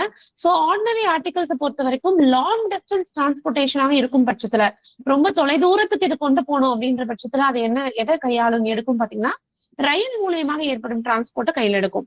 அடுத்தது இன்ட்ரா சிட்டி, ஒரு சிட்டிக்குள்ளாக அந்த மாதிரி டிஸ்பேட்ச் பண்ணணும் அப்படின்னா அதுக்கு ரோட் டிரான்ஸ்போர்ட் எடுத்துக்கும். ரோட் டிரான்ஸ்போர்ட்டை பொறுத்த வரையில நம்ம தபால் டிபார்ட்மெண்ட்ல இருக்கக்கூடிய மெயில் மோட்டார் சர்வீஸையோ அல்லது கான்ட்ராக்டின் பேர்ல எடுக்கப்பட்ட கான்ட்ராக்சுவல் வெஹிக்கிள்ஸையோ பயன்படுத்தி சிட்டிக்குள்ள ஆர்டினரி ஆர்டிகல்ஸ் எல்லாத்தையும் டிஸ்பேட்ச் பண்ணி எடுத்துக்கும். குறிப்பாக ஏர் லிஃப்ட் டிரான்ஸ்போர்ட் நமக்கு வந்து ஏர் வழியாக எப்போ அப்படின்னு பாத்தீங்கன்னா, ஒரு சில ஜியோகிராபிக்கல் கன்ஸ்ட்ரெயின்ஸ், நம்ம பரப்பளவுல ஏதாவது ஒரு இஷ்யூஸ் இருக்கிற பட்சத்துல ஒரு சில அன்அக்கௌண்டபிள் ஐட்டம்ஸை மட்டும் ஏர்ல வந்து நம்ம அனுப்புவோம். அது கேஸ் டு கேஸ் பேசிஸ், அந்தந்த சூழ்நிலைக்கு ஏற்ப அது வந்து மாறும். சோ பெரும்பாலும் ரயில் மற்றும் ரோட் டிரான்ஸ்போர்ட் அண்ட் ஒரு சில சமயம் நமக்கு ஏர் லிஃப்ட் டிரான்ஸ்போர்ட்டை நம்ம மோட் ஆஃப் டிரான்ஸ்மிஷன் நம்ம எடுத்துப்போம். அடுத்தது ரெகுலேஷன் நம்பர் 86 எதை பத்தி சொல்லுது அப்படின்னு பாத்தீங்கன்னா, ட்ரீட்மெண்ட் ஆஃப் கவுண்டர்ஃபிட் கரன்சி. ஒரு நம்ம டிபார்ட்மெண்ட் ஆஃப் போஸ்ட்ல கள்ள நாணயம், ஒரு கவுண்டர்ஃபிட் கரன்சி ஏதாவது தென்படுது அப்படின்னா அதை எப்படி ட்ரீட் பண்ணும், அதை எப்படி வந்து அப்புறப்படுத்தணும், எந்த மாதிரி ட்ரீட் பண்ணும் அப்படின்றதுதான். சோ ரொம்ப சிம்பிள். கவுண்டர்ஃபிட் கரன்சி பொறுத்த வரைக்கும் நமக்குன்னு தனியா எதுவும் ஸ்பெசிபிகேஷன் கிடையாது. சோ ரிசர்வ் வங்கி, நம்மளோட ரிசர்வ் பேங்க், அதே மாதிரி நம்மளுடைய நிதி அமைச்சகம் அவர்கள் வெளியிட்ட அறிவுறுத்தல், அதாவது ஒரு இன்ஸ்ட்ரக்ஷன் பேரிலும் அவர்களுடைய வழிகாட்டுதல் கீழே என்னென்ன சொல்றாங்களோ, இந்த கவுண்டர்ஃபிட் கரன்சி எப்படி நம்ம டிஸ்போஸ் பண்ணணும், என்ன பண்ணணும்னு சொல்றாங்களோ அதன் அடிப்படையில போஸ்ட் ஆபீஸும் செயல்படும். இதற்கென்று பிரத்யேகமான ஒரு கைட்லைன்ஸ் எதுவுமே நம்ம டிபார்ட்மெண்ட்ல இல்லைனாலும் ரிசர்வ் வங்கி மற்றும் நிதி அமைச்சகத்தால் வெளியிடப்பட்ட அவர்களுடைய அறிவுறுத்தல் மற்றும் வழிகாட்டத்தின் கீழ், நம்ம வழிகாட்டுறது கீழே தான் நம்ம இந்த கவுண்டர்ஃபிட் கரன்சி, கள்ள நாணயம் என்பதை நம்ம டீல் செய்வோம். சோ இத பத்தி சொல்றதா நம்ம ரெகுலேஷன் நம்பர் 86. சோ இதோட நம்ம 4 சாப்டர் வந்து நம்ம கடந்து வந்தாச்சு. ஓகேங்களா? சக்சஸ்ஃபுல்லா நம்ம இந்த பிஓ ரெகுலேஷன்ல 4 சாப்டர்களை நம்ம நிறைவு செய்திருக்கோம். இதற்கு எடுத்து நம்ம அடி வைக்கக்கூடிய நம்ம சாப்டர் எதுன்னு பாத்தீங்கன்னா, டொமஸ்டிக் ஐட்டம்ஸ். நம்மளுடைய தபால் வழியா நம்ம அனுப்பக்கூடிய டொமஸ்டிக் ஐட்டம்ஸ் என்னென்ன அப்படின்றத ரொம்ப டெப்தா நம்ம அழகா நம்ம வந்து பார்த்து முடிக்க போறோம். இதுல பழைய போஸ்ட் ஆபீஸ் கைடுக்கும் இதுக்கும் நிறைய சேஞ்சஸ் இருக்கு. உதாரணத்துக்கு நம்ம இதுல இன்லேண்ட் கார்டு அப்படிலாம் சொல்ல மாட்டோம், லெட்டர் கார்டு அப்படின்னு தான் மென்ஷன் பண்ணுவோம். And book packet containing printed books அப்படின்லாம் நம்ம நிறைய படிச்சிருப்போம் முன்னாடி. இப்பெல்லாம் அந்த மாதிரியான டேர்ம்ஸ் கிடையாது, அதுக்கு பதிலாக ஞான் போஸ்ட் அப்படின்ற மாதிரி வந்திருக்கு. சோ இந்த மாதிரி உங்களுக்கு நிறைய சேஞ்சஸோட இந்த டொமஸ்டிக் ஐட்டம்ஸை இப்ப நம்ம டீல் பண்ண போறோம். சோ அந்த வகையில ஃபர்ஸ்ட் நம்ம பார்க்க போற domestic item is nothing but letter. So letter அப்படிங்கிறது ஒரு ஜென்ரலி ஒரு ஆகச்சிறந்த ஒரு கம்யூனிகேஷன். சோ அதாவது கரண்ட்ல நமக்கு கரண்ட் அல்லது ஒரு தனிப்பட்ட ஒரு பரிமாற்றம், சோ அது கம்யூனிகேஷனை அதற்காக பயன்படுத்தும் ஒரு முறைதான் லெட்டர்ஸ். சோ லெட்டர் அப்படிங்கிறது ஒரு கம்யூனிகேஷன் தான் in nature of current. So சமீபத்திய நிகழ்வுகள், நம்ம சமீபத்திய நிகழ்வு அதை பத்தியும் பர்சனலா ஒருத்தருக்கு ஒருத்தர் ஒரு பர்சனலா பரிமாறிக்கொள்ளும் ஒரு விஷயத்தை அனுப்புறதுக்கான ஒரு மோடு தான் நமக்கு லெட்டர். ஒவ்வொரு லெட்டரும் நம்ம ரொம்ப பாதுகாப்பான முறையில செக்யூர்லி க்ளோஸ்ட் பேக்டு கண்டிஷன்ல தான் நம்ம அனுப்புவோம். அண்ட் உங்க எல்லாருக்கும் தெரிஞ்சதுதான் லெட்டர் பொறுத்த வரைக்கும் மேக்சிமம் வெயிட் அப்படிங்கிறது முன்னாடி மாதிரி 2 கிலோ அல்ல. இதனுடைய மேக்சிமம் வெயிட் என்பது ஒன்லி 500 கிராம். சோ முன்னாடி ஒரு லெட்டருக்கான maximum KGs was up to 2 kilograms. ஆனா இப்ப வெறும் 500 கிராம் மட்டுமே. மற்றும் இதனுடைய டாரிஃப் வந்து பாத்தீங்க அப்படின்னா முதல் 20 கிராமுக்கு 5 ரூபாய், ஒவ்வொரு அடிஷனல் 20 கிராமுக்கு 5 ரூபாய். சுருக்கமா சொல்ல போனா ஒவ்வொரு 20 கிராம் அல்லது பகுதி, அதனுடைய பகுதிக்கு எவ்வளவு 5 ரூபாய் அப்படின்றது கட்டணம் நம்ம செலுத்துறோம். சோ முக்கியமா மறந்துடாம நீங்க வச்சுக்க வேண்டியது லெட்டர்னுடைய மேக்ஸிமம் வெயிட் வந்து ஒன்லி 500 கிராம்ஸ். ஓகேங்களா? அடுத்து இந்த ஒவ்வொரு டொமஸ்டிக் ஐட்டமுக்கும் நம்ம வந்து சைஸ் அப்படிங்கறத நம்ம 2 விதமா சொல்லுவோம். ஒண்ணு வந்து ரோல் ஃபார்ம், உருளை வடிவில் இருக்கிற மாதிரி இருந்தா அதுக்கு என்ன பிரிஸ்கிரைப் சைஸ், மற்றும் அதர் தென் ரோல் ஃபார்ம்க்கு என்ன அப்படின்னு பார்ப்போம். இந்த சைஸுமே கண்டிப்பா முக்கியமா அப்படின்னா கண்டிப்பா முக்கியம். நிறைய கொஸ்டின் பேப்பர்ல கேட்டிருக்காங்க. இந்த மாதிரி ரோல் ஃபார்ம்ல இருக்கக்கூடிய லெட்டருக்கு மினிமம் என்ன, மேக்சிமம் என்ன, தாராளமா கேட்டிருக்காங்க. அதனால இதையும் சேர்த்து கண்டிப்பாக தெளிவாக படிச்சு வச்சுக்கோங்க. ஓகேவா? சோ பிரிஸ்கிரைப் பண்ண பரிந்துரைக்கப்பட்ட சைஸ் என்ன அப்படின்றத இப்ப நம்ம இந்த ஸ்கிரீன்ல நீங்க பாத்துட்டு இருக்கீங்க. சோ ஃபர்ஸ்ட் வந்து ரோல் ஃபார்ம், உருளை வடிவில இருக்கக்கூடிய அந்த லெட்டருக்கு வந்து பாத்தீங்க அப்படின்னா என்ன மினிமம் அப்படின்னு பாத்தீங்கன்னா எனி சிங்கிள் டயாமீட்டர், ஏதாவது ஒரு டயாமீட்டர் விட்டத்தை எடுத்தீங்கனாலும் அதனுடைய மினிமம் 100 mm இருந்து 800 mm வரைக்கும் இருக்கும். அதே மாதிரி நீளம் லென்த் பிளஸ் விட்டத்தினுடைய இரட்டிப்பு டுவைஸ் த டயாமீட்டர் பாத்தீங்கன்னா மினிமம் 170 மில்லிமீட்டர்ல இருந்து 1000 மில்லிமீட்டர் இருக்கும். இது ஒண்ணு நம்ம படிச்சது எல்லாமே சென்டிமீட்டர்ஸ்ல படிச்சிருப்போம். ஆனா இந்த ரெகுலேஷன்ல எவ்ரிதிங் எல்லாமே மில்லிமீட்டர்ல தான் மென்ஷன் பண்ணிருக்காங்க. சோ ஆப்ஷன்ஸ் மில்லிமீட்டரா சென்டிமீட்டரான்றத பார்த்து கொஞ்சம் தெளிவா பண்ணிக்கோங்க. ஏன்னா நீங்க 170ன்னு படிச்சுட்டு அங்க சென்டிமீட்டர்ல கொடுக்கும்போது 17 சென்டிமீட்டர்னு கொடுத்து நீங்க கன்ஃபியூஸ் ஆயிடக்கூடாது. சோ நான் கவனமா ஞாபகத்துல வச்சுக்கோங்க. நீங்க இப்ப பார்க்க போற இந்த சைஸ் எல்லாமே மில்லிமீட்டர் தான் நம்ம சொல்லியிருப்போம். ஓகேங்களா? சோ ஆப்ஷன்ஸ் அங்க எப்படி வருதுன்றதை பார்த்து நீங்க டிசைட் பண்ணிக்கோங்க. சோ இதுவே ரோல் ஃபார்மை தவிர, உருளை வடிவை தவிர வேற ஏதாவது இருந்ததுன்னா அதற்கு வந்து என்ன டைமென்ஷன் அப்படின்னு பாத்தீங்கன்னா எனி சிங்கிள் டைமென்ஷன், ஏதாவது ஒரு சிங்கிள் டைமென்ஷன் வந்து பாத்தீங்கன்னாலும் உங்களுக்கு 140க்கு 90 மில்லிமீட்டர்ல இருந்து மேக்சிமம் 600 மில்லிமீட்டர் வரைக்கும் இருக்கலாம். அதே மாதிரி நீளம், அகலம், உயரம் இது எல்லாத்தையும் சேர்த்து 900 மில்லிமீட்டருக்கு மேல ஒரு லெட்டர்னுடைய சைஸ் என்பது கட்டாயமாக இருக்கக்கூடாது அப்படின்றத இந்த முக்கியமான விஷயம். அடுத்தது நான் ஏற்கனவே சொன்ன மாதிரி இந்த letters other than roll form அப்படின்றத பாத்தீங்க அப்படின்னா மினிமம் 140 into 90 மில்லிமீட்டர்ல இருந்து மேக்சிமமா நமக்கு 458ல இருந்து 324 mm வரைக்கும் இருக்கலாம். இதுல plus or minus 2 millimetre tolerance இருக்கலாம். பிளஸ் ஆர் மைனஸ் ஒரு 2 மில்லிமீட்டர் கூடுதலாகவும் இருக்கலாம், குறைவாகவும் இருக்கலாம். சோ மினிமம் 140 90ல இருந்து அதிகபட்சமா 458 to 324 மில்லிமீட்டர் வரைக்கும் இதுல இருக்கலாம். இதான் ரெகுலேஷன் நம்பர் 88. அடுத்த லெட்டர்ஸ்க்கான ஒரு சில கண்டிஷன்ஸ் எல்லாமே சொல்றாங்க. சோ லெட்டர்ஸ் பொறுத்த வரைக்கும் என்ன சொல்றாங்கன்னா அந்த என்வலப்புக்கு கண்டிப்பாக பிளாப், மடிப்பு அப்படின்னு ஒண்ணு இருக்கணும். ஓகேங்களா? ரைட்லயோ லெஃப்ட்லயோ டாப்லயோ எங்கேயோ ஒரு இடத்துல பிளாப், ஒரு மடிப்பு இருக்கணும். அண்ட் அந்த பேப்பர் அதுக்கு யூஸ், அந்த என்வலப்புக்கு பயன்படுத்தக்கூடிய பேப்பர்னுடைய திக்னஸ் வந்து பாத்தீங்க அப்படின்னா 0.15 மில்லிமீட்டர்ல இருந்து 0.5 மில்லிமீட்டருக்குள்ள இருக்கணும். அண்ட் அந்த என்வலப்பினுடைய சர்ஃபேஸ் வந்து பாத்தீங்க அப்படின்னா யூனிஃபார்மா இருக்கணும். மேடு பள்ளம் அப்படி இல்லாம ஒரே மாதிரியான ஒரு சர்ஃபேஸ் ஸ்ட்ரக்சர் கொண்டதாக இருக்க வேண்டும். என்வலப் முக்கியமாக எல்லா பக்கமும் கண்டினியூஸ் ஆக க்ளோஸ் செய்திருக்க வேண்டும். மெட்டல் கிளிப்ஸோ ஸ்டேப்பிள்ஸோ கண்டிப்பாக ஒரு என்வலப்பில் பயன்படுத்தக்கூடாது. அண்ட் என்வலப்பினுடைய மினிமம் திக்னஸ் வந்து பாத்தீங்க, சாரி இப்ப நான் மேல சொன்னது வந்து பேப்பர்னுடைய திக்னஸ். சோ சாரி, எக்ஸ்கியூஸ் பண்ணிக்கோங்க. நீங்க லெட்டருக்கு உள்ள பேப்பர் வைக்கிறீங்களா, அந்த பேப்பரோட திக்னஸ் வந்து 0.15 mm to 0.5 mm இருக்கலாம்னு சொன்னேன். இப்ப நான் சொல்றது வந்து பாத்தீங்க அப்படின்னா என்வலப், அது மேல போடக்கூடிய உரையினுடைய அதனுடைய வந்து திக்னஸ் வந்து பாத்தீங்க அப்படின்னா மினிமம் 70 GSM வரைக்கும் உங்களுக்கு இருக்கலாம்.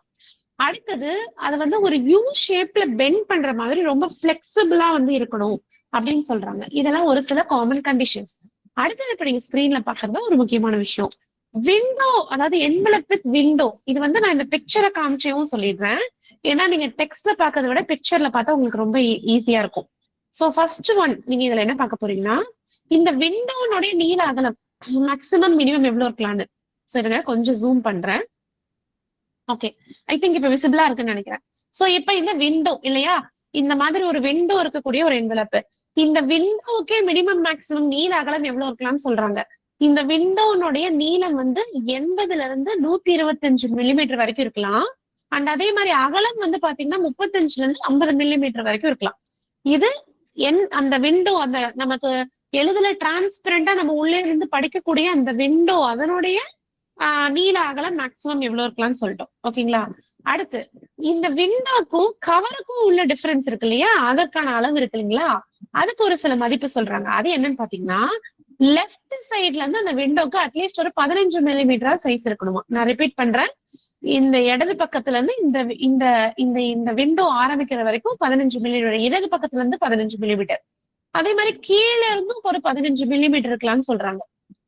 டாப்ல இருந்து இந்த என்வலப் வந்து இந்த விண்டோ எப்படி இருக்கணும் அப்படின்னு பாத்தீங்கன்னா, மேல இருந்து பாத்தீங்க அப்படின்னா ஒரு 40 மில்லிமீட்டர் வந்து இருக்கலாம் அப்படின்னு சொல்றாங்க. ஓகேவா. இப்ப 2 சைஸ் பார்த்திருக்கோம், விண்டோனுடைய என்னன்னு பார்த்துட்டோம். At the same time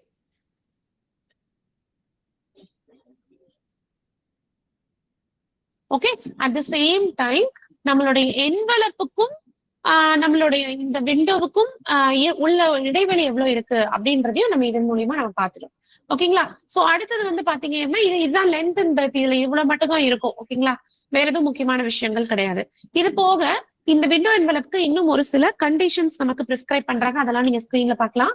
so ஏதாவது கம்பெனி அனுப்பக்கூடிய கம்பெனியினுடைய லோகோ மற்றும் பெயர், சென்டருடைய கம்பெனியினுடைய லோகோ மற்றும் பெயர் ஏதாவது இருந்தது அப்படின்னா அது டாப் லெஃப்ட் கார்னர்ல நம்ம வந்து பண்ணலாம். ஓகேங்களா. சோ அட்லீஸ்ட் வந்து மினிமம் வந்து 10 மில்லிமீட்டராவது இடைவெளி விட்டு கேப் விட்டு அட்ரஸ் பிளாக் கேப் விட்டு லோகோ நேம் அப்படின்றதெல்லாம் பண்ணிக்கலாம். அதே மாதிரி ஏதாவது பார் கோட் நீங்க பிரிண்ட் பண்றீங்க அப்படின்னா ஒரு 15 மில்லிமீட்டர், நான் ஏற்கனவே பார்த்தாலே 15 மில்லிமீட்டர் லெஃப்ட்ல வந்து பண்ணிட்டு ஒரு 2D பார் கோட் ஏதாவது நீங்க பிரிண்ட் பண்ணும் பட்சத்துல அதை சுத்தி ஒரு 5 மில்லிமீட்டர் வந்து குவைட் ஸ்பேஸ் அப்படின்னு சொல்றோம், அதாவது பிளாங்க் ஸ்பேஸ் அப்படின்றது ஒண்ணு விட்டுறணும் அப்படின்னு நம்ம சொல்றோம். ஓகேங்களா. அடுத்தது இந்த பிரிண்டட் பார்கோட்னுடைய அளவு எல்லாம் எவ்வளவு இருக்கும் அப்படின்னு சொல்றாங்க. அந்த பிரிண்டட் பார்கோட்னுடைய அளவு வந்து பாத்தீங்கன்னா மினிமம் 60 மில்லிமீட்டர்ல இருந்து லென்த்ல இருந்து 10 மில்லிமீட்டர் வந்து அகலம் வரைக்கும் கிளியரா விசிபிள் ஆகுற மாதிரி அந்த பார்கோட்னுடைய பிரிண்டர் இருக்கலாம் அப்படின்றாங்க. சோ இது எல்லாமே எதுக்குதான், இந்த மாதிரி விண்டோ இருக்கக்கூடிய என்வலப்ஸ்க்கு தான். ஓகேங்களா. அடுத்தது முக்கியமான விஷயம், இப்ப லெட்டர் பார்த்துட்டோம், என்னென்ன அனுப்பலாம்னு பார்த்துட்டோம், அதுவே விண்டோ இருக்கக்கூடிய என்வலப்க்குனா என்னென்னலாம் அனுப்பலாம்னு பார்த்தோம்.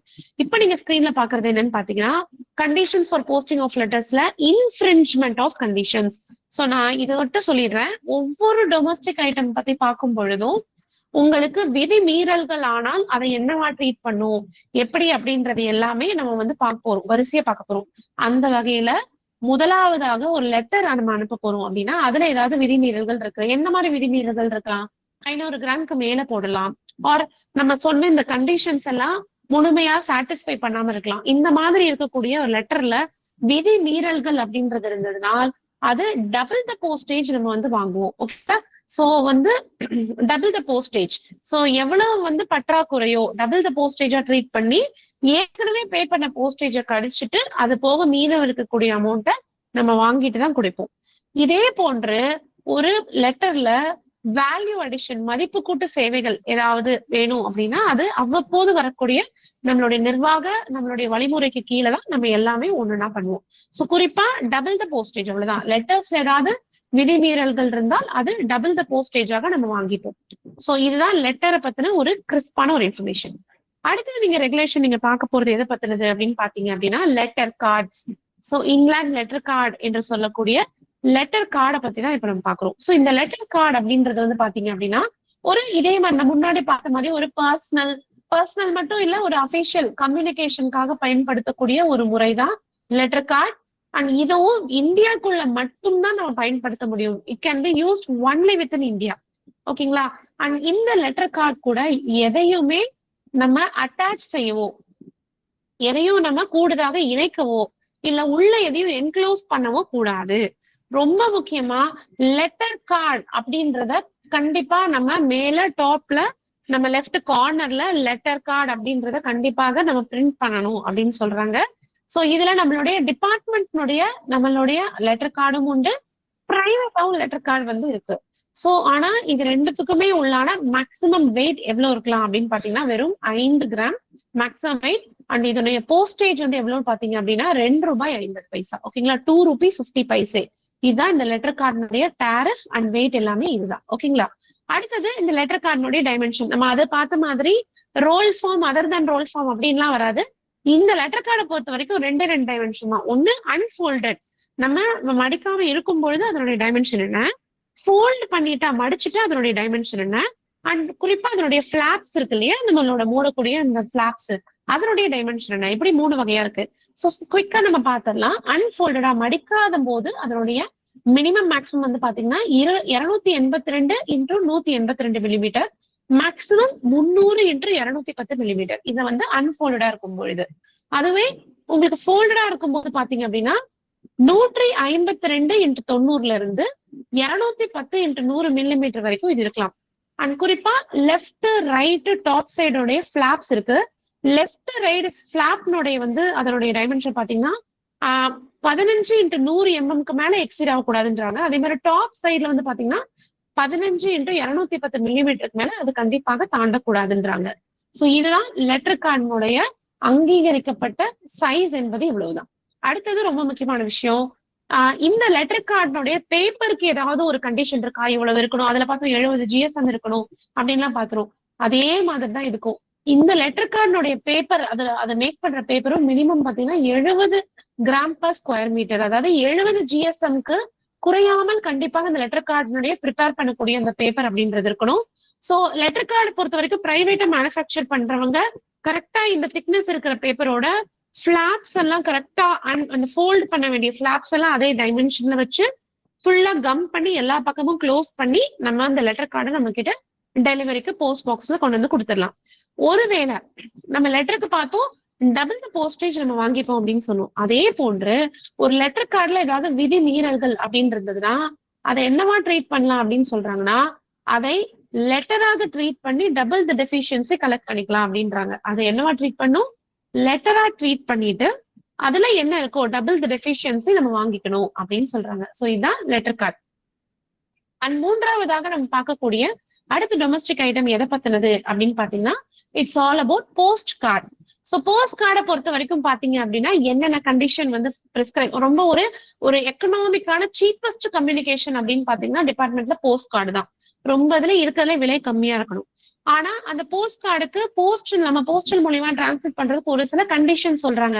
அது என்ன கண்டிஷன் அப்படின்னு பாத்தீங்கன்னா, இதற்கான போஸ்டேஜ் கட்டணத்தை அவர் முழுவதுமாக அவர் வந்து யூஸ் பண்ணிருக்கணும். அண்ட் முக்கியமா அந்த போஸ்ட் கார்டினுடைய வெயிட் 5 கிராம்ஸ்க்கு மேல இருக்கக்கூடாதுன்றாங்க. சோ இது ரொம்ப முக்கியம், பாத்துக்கோங்க. இது வரைக்கும் முன்னாடி எல்லாம் நம்ம போஸ்ட் கார்டுக்கு வெயிட் அப்படின்றத நம்ம படிச்சிருக்கவே மாட்டோம். ஆனா இந்த ரெகுலேஷன்ல உண்டு, போஸ்ட் கார்டினுடைய வெயிட் என்ன இருக்கக்கூடாது, 5 கிராமுக்கு மேல இருக்கக்கூடாது.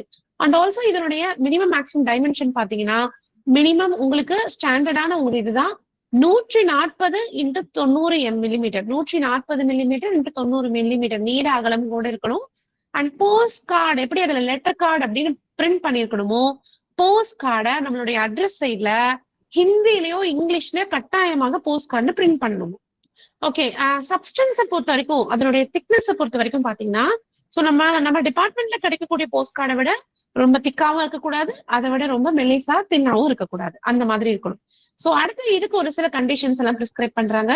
போஸ்ட் கார்டை எக்காரணத்துக்கு கொண்டும் மடிக்க கூடாது, ஓகேவா, ஃபோல்ட் பண்ணக்கூடாது. போஸ்ட் கார்டை எக்காரணத்துக்கு கொண்டும் யூ ஷுட் நாட் ஃபோல்ட், அதை எதுவுமே பண்ணக்கூடாது. அண்ட் ஆல்சோ ஓகே, ஃபோல்ட் பண்ணக்கூடாது, வேற ஒரு கவர்ல அதை என்க்ளோஸ் பண்ணக்கூடாது, வேற ஒரு கவர்ல அதை வந்து பண்ணக்கூடாது. ஓகேங்களா, சோ எக்ஸப்ட் வந்து பாத்தீங்கன்னா போஸ்டேஜ் வேணா அதுல இம்ப்ரெஸ் பண்ணிக்கலாம். ஓகேங்களா, சோ இது ஒரு முக்கியமான விஷயம். ஓகே, அடுத்தது போஸ்டேஜ் ஸ்டாம்ப் இம்ப்ரெஷன். ஓகேங்களா, ஏதாவது தேவைப்பட்டா அத ரைட் கார்னர்ல வந்து வேணா அஃபிக்ஸ் பண்ணிக்கலாம். சோ இதற்கு தேவையான போஸ்டேஜை அந்த போஸ்ட் கார்டனுடைய அப்பர் ரைட் ஹேண்ட் கார்னர்ல, வலது பக்கத்துல கார்னர்ல இதற்கான போஸ்டேஜ் வந்து நம்ம தாராளமாக பே பண்ணிக்கலாம். அப்புறம் இந்த அட்ரஸ் எழுதுற பகுதி போக அதனுடைய பாதி லெஃப்ட் சைடையும் பின்னாடி பக்கத்தையும் தாராளமாக நீங்க வந்து கம்யூனிகேஷனுக்கான பர்பஸா யூஸ் பண்ணலாம். அதுல சிங்கிள் கலர்லயோ மல்டி கலர்லயோ அட்ரஸ் எல்லாம் எழுதி அதை முழுவதுமாக நீங்க என்ன பண்ணிக்கலாம், கம்யூனிகேஷனுக்காக நீங்க தாராளமாக பயன்படுத்தி கொள்ளலாம். ஓகேவா? அடுத்து முக்கியமான ஒரு பாயிண்ட் பார்க்க போறீங்க. இந்த இப்ப நீங்க பார்க்க போற இந்த பாயிண்ட் வந்து நிறைய கொஸ்டின் பேப்பர்ஸ்ல கேட்டிருக்காங்க. சோ நம்ம என்ன சொல்லிட்டோம், போஸ்ட் கார்டை ஃபோல்ட் பண்ணக்கூடாது, அதை இன்னொரு கவர்ல என்க்ளோஸ் பண்ணக்கூடாது அப்படின்லாம் சொல்லிட்டோம், ஃப்ரீயா கம்யூனிகேட் பண்ணணும்னு. So nothing maybe attach to post card. எப்படி நம்ம லெட்டர் கார்டு கூட எந்த ஒரு இணைப்போ எதுவும் இருக்கக்கூடாதுன்னு சொன்னோமோ அதே போன்றதான் போஸ்ட் கார்டுல எந்த ஒரு இதையும் அட்டாச் எதுவுமே பண்ணக்கூடாது. ஆனா அதுக்கு ஒரு சில எக்ஸெப்ஷன் சொல்றாங்க. என்ன அப்படின்னா, வேணும் என்றால் தேவைப்பட்டால் அத ஸ்டாம்ப்ஸ் மட்டும் போஸ்டேஜுக்கான கட்டணமாக அட்ரஸ் சைட்ல அதை மட்டும் நீங்க என்ன பண்ணிக்கலாம், ஒட்டிக்கலாம். அடுத்தது கம்டு லேபிள் இருக்கு இல்லைங்களா, சோ அந்த கார்டோடவே ஒத்து போற மாதிரியான கம்ப்ளீட்லி அதோடவே அட்டாச் பண்ற மாதிரி சென்டர்னுடைய பெயரையும் அதே போன்று அட்ரஸினுடைய பெயரையும் ஒரு கம்டு லேபிள்ல பிரிண்ட் பண்ணி அந்த போஸ்ட் கார்டோடவே ஒட்டி போற மாதிரியான ஒரு கம் லேபிள் எடுத்து அதை வந்து நீங்க பேஸ்ட் பண்ணிக்கலாம். ஓகேங்களா? அந்த லேபிளுடைய டைமென்ஷன் தான் என்ன சொல்றாங்கன்னா 50 மில்லிமீட்டர் நீளமும் 18 மில்லிமீட்டர் அகலமும் கொண்டு சென்டர் அட்ரஸ் பெயர் கொண்ட ஒரு கம்டு லேபிளை நீங்க தாராளமா என்ன பண்ணிக்கலாம், போஸ்ட் கார்டோட நீங்க இணைச்சுக்கலாம். அதே போல ரொம்ப தின் பேப்பர்ல மெல்லிய தாள்ல ஏதாவது ஒரு வேலைப்பாடு ஏதாவது இருந்தாலோ, விளக்கப்படங்கள், என்கிரேவிங்ஸ், இல்லஸ்ட்ரேஷன்ஸ், டிராயிங்ஸ், வரைபடங்கள், போட்டோகிராஃப்ஸ், புகைப்படங்கள், சோ இதெல்லாம் ரொம்ப கார்டோடவே ஒன்றி போற மாதிரி இருக்கக்கூடிய இந்த மாதிரி என்கிரேவிங்ஸ், விளக்கப்படங்கள், புகைப்படங்கள் ரொம்ப தின் பேப்பர்ல இந்த மாதிரி இருக்கிற பட்சத்துல அதை தாராளமாக போஸ்ட் கார்டுல நீங்க அட்டாச் பண்ணிக்கலாம், என்க்ளோஸ் பண்ணிக்கலாம். இதை தவிர நீங்க வேற எதையும் அட்டாச் பண்ணக்கூடாது, வேற எதையும் ஒட்டக்கூடாது. அவ்வளவுதான். So very simple. இந்த 1, 2, 3, 4 இது ரொம்ப முக்கியம். நிறைய இடத்துல இந்த ஸ்டேட்மெண்ட்ஸை கொடுத்து அந்த மாதிரி நிறைய கொஸ்டின் பேப்பர்ஸ்ல இது வந்திருக்கு. அதனால ஞாபகம் வச்சுக்கோங்க. ஸ்டாம்ப்ஸ் பே பண்ணிக்கலாம், கம்டு லேபிள் பண்ணிக்கலாம், சோ சென்டர் நேமோட. அதே மாதிரி என்கிரேவிங்ஸ், இல்லஸ்ட்ரேஷன், டிராயிங், போட்டோகிராஃப் ரொம்ப தின்னான பேப்பர்ல கார்டோடவே கம்ப்ளீட்டா ரொம்ப அட்ஹரண்டா அதோட ஒன்னா ஒத்து போற மாதிரி இருக்கிற பட்சத்துல அதையும் நீங்க பண்ணிக்கலாம். அடுத்து மூணாவதாக போஸ்ட் கார்டுல இன்ஃபிரிஞ்ச்மெண்ட் ஆஃப் கண்டிஷன்ஸ் இப்ப நம்ம பார்க்க போறோம். சோ இது விதிமீறல்கள். போஸ்ட் கார்டுல ஏதாவது விதிமீறல்கள் இருந்தா முதல்ல லெட்டர்ல என்ன பார்த்தோம், டபுள் த போஸ்டேஜ்னு பார்த்தோம். அடுத்து நம்ம லெட்டர் கார்டுல என்ன பார்த்தோம், லெட்டர் ட்ரீட் பண்ணி டபுள் த டெஃபிஷியன்சி வாங்குவோம்னு சொன்னோம். இப்ப மூன்றாவதாக போஸ்ட் கார்டுல என்ன பாக்குறோம் அப்படின்னா, இதுல ஏதாவது விதிமீறல்கள் இருந்தால் போஸ்ட் கார்டை லெட்டராக நம்ம ட்ரீட் செய்து டபுள் த டெஃபிஷியன்சி நம்ம வாங்கிக்கலாம். ஓகேங்களா? லெட்டரா ட்ரீட் பண்ணி டபுள் த டெஃபிஷியன்சி நம்ம வாங்கிக்கலாம். சோ ஆனா கண்டிஷன் என்ன சொல்றாங்கன்னா, அட்லீஸ்ட் மினிமம் 1 ரூபியாவது வாங்கணும். ஒருவேளை அதனுடைய பகுதியாக இருந்தாலும் அது 1 ரூபாய்க்கு வந்து சரி செய்து மினிமமாக குறைந்தபட்சம் 1 ரூபாயாவது நம்ம என்ன பண்ணணும், நம்ம வந்து கண்டிப்பாக இதற்கான அந்த போஸ்டேஜ் அண்ட் டியூ அமௌண்ட் வந்து வாங்கணும்னு சொல்றாங்க. அண்ட் போஸ்ட் கார்டுடைய டாரிஃப் ஜெனரல் 50 பைசே தான். முன்ன மாதிரி நிறைய types of post card, printed card அப்படின்ற அந்த கான்செப்ட் எல்லாம் இப்ப கிடையாது. 25 பைசே மேக்தூத் கார்டு அதெல்லாம் கிடையாது.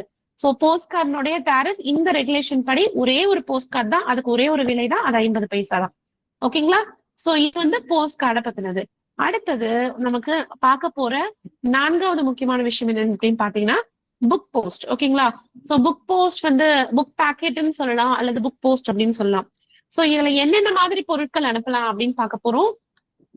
சோ இந்த புக் போஸ்ட் மாதிரி இதுக்கு கூட இருக்கக்கூடிய அடுத்தது ஞான் போஸ்ட். இது ரெண்டுமே ரொம்ப ரொம்ப முக்கியம். குறிப்பாக இந்த ஞான் போஸ்ட்ன்றது போன 2025 அமெண்ட்மெண்டாக ஒரு புதுசான ஒரு ஒரு என்ன சொல்றது, ஒரு டொமஸ்டிக் ஐட்டமை இன்க்ளூட் பண்றாங்க. அதனால இதுவும் இந்த ஞான் போஸ்டையும் கொஞ்சம் அட்டென்ஷன் கொடுத்து கவனமாக நீங்க பாத்துக்கோங்க. சோ ஜென்ரலி புக் போஸ்ட் பொறுத்த வரைக்கும் அதுல என்ன இருக்கலாம், புக் இருக்கலாம், கார்ட்ஸ் ஏதாவது இருக்கலாம், மேகசின் இதழ்கள் இருக்கலாம், ஜேர்னல்ஸ் ஏதாவது, இல்ல பப்ளிகேஷன் ஏதாவது ஒரு வெளியீடுகள் இருக்கலாம், அல்லது பில்ஸ், இன்வாய்ஸ், ரிப்போர்ட், இல்ல வணிக சம்பந்தப்பட்ட ஏதாவது ஒரு தனிப்பட்ட இயல்புடைய ஒரு ஆவணங்கள், ஒரு டாக்குமெண்டாக இருக்கலாம். இந்த மாதிரி எது வேணாலும் ஒரு பிரிண்டட் கண்டென்ட்டா இருக்கக்கூடிய எது வேணாலும் புக் போஸ்ட்ல தாராளமாக அனுப்பி கொள்ளலாம். ஒரு புக் போஸ்ட் வந்து அதற்கான வெயிட் வந்து பாத்தீங்க அப்படின்னா உங்களுக்கு 5 கிலோவுக்கு மிகாமல் அது இருக்கணும். அதோட மேக்ஸிமம் வெயிட் வந்து பாத்தீங்கன்னா not more than 5 kilograms. So இந்த புக் பேக்கெட்டுக்கான டைமென்ஷன்ஸ் வந்து பார்க்கலாம். இதுலயும் நமக்கு roll form, other than roll form இருக்கு. ரோல் ஃபார்மை பொறுத்த வரைக்கும் மினிமம் 100 மில்லிமீட்டர்ல இருந்து மேக்ஸிமம் 800 மில்லிமீட்டர் வரைக்கும் இருக்கலாம். அதே மாதிரி நீளம் மற்றும் விட்டத்தினுடைய இரட்டிப்பு ட்வைஸ் த டயாமீட்டர் வந்து 170 மில்லிமீட்டர்ல இருந்து அதிகபட்சம் 1000 மில்லிமீட்டர் வரைக்கும் இருக்கலாம். அதுவே அதர் தென் ரோல் ஃபார்ம் அப்படின்னு பாத்தீங்கன்னா மினிமம் 140 x 90 mm இருந்து 600, 600க்கு 300க்கு 300. சோ நீள அகல உயரம். சோ இந்த மாதிரி உங்களுக்கு வந்து பாத்தீங்க அப்படின்னா உங்களுக்கு என்ன பண்ணலாம், இதெல்லாம் தாராளமா புக் பேக்கெட்டாக இருக்கலாம்.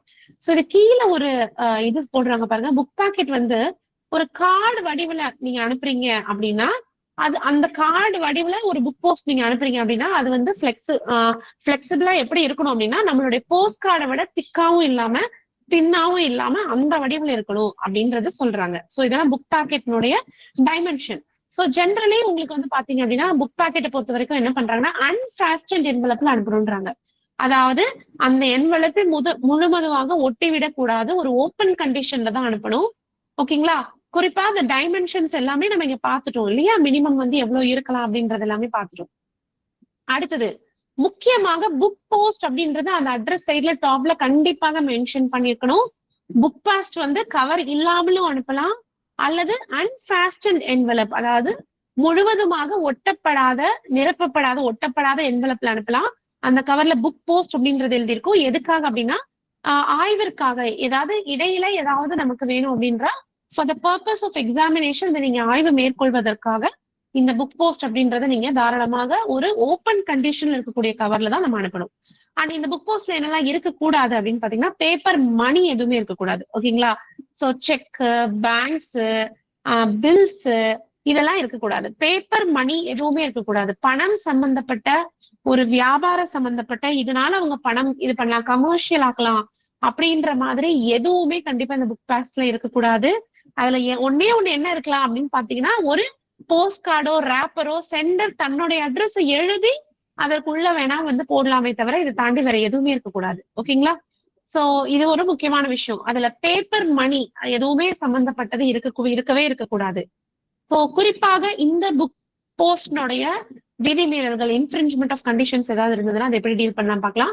So in case of infringement of condition, விதிமீறல்கள் இருந்தா புக் போஸ்ட் வந்து லெட்டராவோ பார்சலாவோ எப்படி வேணா ட்ரீட் பண்ணலாம், whichever is less. சோ எப்படி ட்ரீட் பண்ணா கம்மியா வருதோ அதை லெட்டரா பார்சலா ட்ரீட் பண்ணி அது போக பாக்கி இருக்கக்கூடிய அமௌண்ட் வந்து நம்ம வந்து கலெக்ட் பண்ணிக்கலாம். ஓகேங்களா? சோ புக் போஸ்ட்னுடைய டாரிஃப் என்ன அப்படின்னு பாத்தீங்கன்னா, முதல் 50 கிராமுக்கு 4 ரூபாய், அப்புறம் ஒவ்வொரு கூடுதலான 50 கிராம் அல்லது பகுதி அது இருந்தால் அதற்கான கட்டணம் என்பது 3 ரூபாய். சோ இது வந்து ஒரு முக்கியமான விஷயம். இது வந்து நம்ம நார்மல் புக் பேக்கெட், இது உங்களுக்கு நார்மலா தெரிஞ்சதுதான் இல்லையா? பட் நான் ஏற்கனவே சொன்ன மாதிரி ஒரு நியூ டொமஸ்டிக் ஐட்டம் அப்படின்றது நம்மளுடைய அமெண்ட்மெண்ட் மூலியமாக, திருத்த மூலியமாக நமக்கு 2025ல கொண்டு வந்திருக்காங்க. அதற்கு பெயர் தான் நியான் போஸ்ட். இது எதுக்கு ஒப்பிடலாம், எதுக்கு ஈக்குவலண்டா நீங்க கம்பேர் பண்ணி படிக்கலாம் அப்படின்னு நான் சொல்லுவேன் அப்படின்னா, இதுக்கு முன்னாடி பிஓ கைட் நீங்க படிச்சவங்களுக்கு தெரியும். Book post containing printed books அப்படின்னு ஒண்ணு நம்ம படிச்சோம். உங்களுக்கு ஞாபகம் இருக்கும்னு நினைக்கிறேன். 100 கிராமுக்கு 1 ரூபாய் அப்படின்ற வீதத்துல படிச்சோம். அது இப்ப கிடையாது. ஆக்சுவலி இந்த ரெகுலேஷன்ல இந்த மாதிரி பிரிண்டட் புக்ஸுக்குன்னு ஒரு தனி டைப் கிடையாது. அதற்கு பதிலாக இந்த நியான் போஸ்ட் அப்படின்ற சொல்றத இந்த ஒரு ஐட்டம் வந்து நமக்கு இன்ட்ரோடியூஸ் பண்ணிருக்காங்க. சோ இது வந்து ஒரு புக்கோ ஒரு பேக்கெட்டோ கண்டெய்னிங் த புக்ஸ். சோ ஜென்ரலா புக்ஸ் அனுப்புறதுக்கான ஒரு மெத்தட் தான், ஒரு சர்வீஸ் தான் இந்த நியான் போஸ்ட் அப்படின்னு சொல்லலாம். சோ பொதுவாக என்ன மாதிரி புக்ஸ் எல்லாம் இதுல அனுப்பலாம் அப்படின்றதுக்கான ஒரு பிரிஸ்கிரைப்டு தெளிவான கண்டிஷன்ஸ் கொடுத்திருக்காங்க. அதை இப்ப நம்ம பார்க்கலாம் வாங்க. சோ நம்ம அனுப்பக்கூடிய புத்தகங்கள், சோ ஜென்ரலி நியான் போஸ்ட்னாலே உங்களுக்கு என்ன ஞாபகம் வந்து புக்ஸ் அனுப்பலாம், அவ்வளவுதான். அந்த புக்ஸ் எந்த மாதிரியான புக்ஸா இருக்கணும் அப்படின்னு பாத்தீங்க அப்படின்னா, ஓகே, அந்த நியான் போஸ்ட் அப்படின்றதுனுடைய அந்த புக்ஸ் எந்த மாதிரியான புத்தகங்களை அதுல அனுப்பலாம் அப்படின்னு பாத்தீங்க அப்படின்னா, தொலைதூர அல்லது நம்மளோட நார்மலா நம்மளோட கோர்சஸ் இருக்கு பாத்தீங்களா, அந்த மாதிரி அந்த கோர்சஸ் அதுல அந்த சிலபஸ்ல பிரிஸ்கிரைப் பண்ணிருக்கோம், அந்த பாடத்திட்டத்துல கொடுத்தது மாதிரி இருக்கக்கூடிய எந்த புத்தகங்கள் வேணாலும் அனுப்பலாம். சோ நான் மறுபடியும் சொல்றேன், இந்த நியான் போஸ்ட்ல நீங்க அனுப்பக்கூடிய புத்தகங்கள் எந்த மாதிரி புத்தகங்களா இருக்கணும் அப்படின்னா, தொலைதூர கல்விக்கோ அல்லது நம்ம நார்மலான வழக்கமான இந்த படிப்புக்கோ அதனுடைய பாடத்திட்டத்துக்கு கீழே வரக்கூடிய அனைத்து புத்தகங்களையுமே நம்ம தாராளமாக அனுப்பலாம். சோ எந்தெந்த மாதிரி ரெகக்னைஸ்டு போர்ட்ஸ் எல்லாம் அனுப்பலாம் அப்படின்னு பாத்தீங்க அப்படின்னா, எந்த ஒரு ரெகக்னைஸ்டு போர்டா இருந்தாலும் பரவாயில்ல. சோ நம்மளோட கல்வித்துறையில இருக்கக்கூடிய அனைத்து அங்கீகரிக்கப்பட்ட வாரியங்கள் ரெகக்னைஸ் போர்டா இருக்கலாம். அதே மாதிரி அரசு பல்கலைக்கழகங்கள், யூனிவர்சிட்டிஸ் ஆஃப் கவர்மெண்ட் அனுப்பக்கூடிய புத்தகங்களாக தாராளமா அனுப்பிக்கலாம். இதே போன்று ஆட்டோனமஸ் பாடிஸ் ஏதாவது இருக்கும், தன்னாட்சி நம்மளுடைய அமைப்புகள், அவங்க கவர்மெண்ட் கீழே இருக்கக்கூடிய இந்த ஆட்டோனமஸ் பாடிஸ் அவங்களுடைய இன்ஸ்டிடியூஷன் கீழே வரக்கூடிய புத்தகங்களா இருக்கு. அதே மாதிரி ஒரு சட்டப்பூர்வ அமைப்புகள் தொடர்பாக ஒரு வெளியிடப்பட்ட சமூக, கலாச்சார, மத இயல்புடன் தொடர்புடைய இலக்கிய புத்தகங்கள் எல்லாத்தையும் இதுல அனுப்பலாம்.